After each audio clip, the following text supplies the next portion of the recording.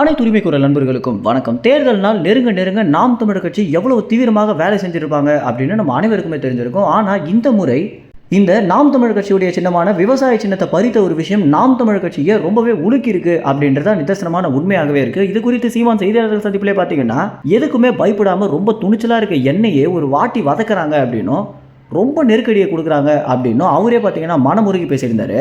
இப்போது அரசியல் நிலவரப்படி மைக் சின்னம் தான் நாம் தமிழர் கட்சிக்கு ஒதுக்கப்பட்டிருக்கு. சீமான் என்ன சொல்லியிருக்காரு அப்படின்னா, இதுதான் அம்பேத்கருக்கும் பெரியாருக்கும் அறிஞர் அண்ணாக்கும் மற்றும் பல தலைவர்களுக்கு உபயோகப்பட்ட ஒரு பொருளாக இருந்துச்சு, இது எனக்கும் உபயோகப்படும் அப்படின்றதுல நான் ரொம்பவே நம்பிக்கையாக இருக்கேன் அப்படின்னு இந்த சின்னத்தையே வச்சு போட்டிடலாம் அப்படின்ற முடிவை எடுத்து தற்போது தேர்தல் களப்பணிக்கு தயாராகிட்டு இருக்காங்க நாம் தமிழர் கட்சி.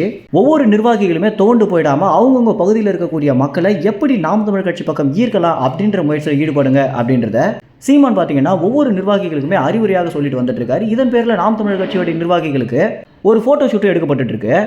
இந்த ஃபோட்டோ ஷூட்டில் சீமான் அவர்கள் அந்த இடத்துல நின்று ஒவ்வொருத்தருக்கும் ஒவ்வொரு விஷயங்களை சொல்லி தர்றதும், அதற்கு பிறகு மக்களை எப்படி பேசணும், எந்தெந்த இடங்களை எப்படி பேசணும், மக்களை ஈர்க்கிற வண்ணம் எப்படி பேசணும் அப்படின்றத சொல்லி தர வேலையில் ஈடுபட்டு இருக்காரு. இப்படி தேர்தல் பணிக்கு தற்போது தயாராகிட்டு இருக்கக்கூடிய நாம் தமிழர் கட்சிக்கு மேலும் என்ன நெருக்கடி தரலாம் அப்படின்னு ஒரு பக்கம் பார்த்தீங்கன்னா ஒரு கூட்டமே கிளம்பியிருக்காங்க. இந்த கூட்டத்தை பற்றின தகவல் இன்னும் முழுமையாக கிடைக்காம இருக்கு. இவங்களுடைய வேலையாக மேலிடத்துல இருந்து என்ன கொடுத்துருக்காங்க அப்படின்னா, எந்தெந்த இடத்துல நாம் தமிழர் கட்சி பொதுக்கூட்டம் போடுறாங்களோ அந்த இடத்துல அவங்க பொதுக்கூட்டமே நடத்த விடாமல் பண்ணணும் அப்படின்னும், உதாரணமாக முன்பு காளியம்மாள் பேசிட்டு இருக்கும்போது மது பாட்டில வீசி எறிஞ்ச ஒரு திமுக குண்டர் போலவே இன்னும் நிறைய பேரை களத்தில் இறக்கியிருக்காங்க அப்படின்றத ஒரு அதிர்ச்சிகர தகவலாகவே இருக்கு.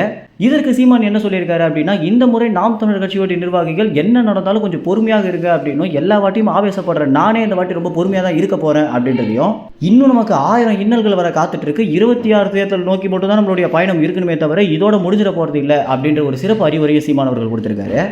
இந்த குண்டர்கள் என்ன பண்ண போறாங்க, அவங்களுடைய வேலை எப்படி இருக்க போகுது அப்படின்றத நம்ம பொறுத்துட்டு தான் பார்க்கணும். அது மட்டும் இல்லாமல் இதை சீமான் அவர்கள் எப்படி மேற்கொள்ள போறாரு அப்படின்றதை பொறுத்துட்டு தான் பார்க்கணும். இந்த ஒரு தகவல் குறித்து என்ன நினைக்கிறீங்க அப்படின்ற கருத்துக்களை கமெண்ட்ஸ் தெரிவிங்க. நன்றி, வணக்கம்.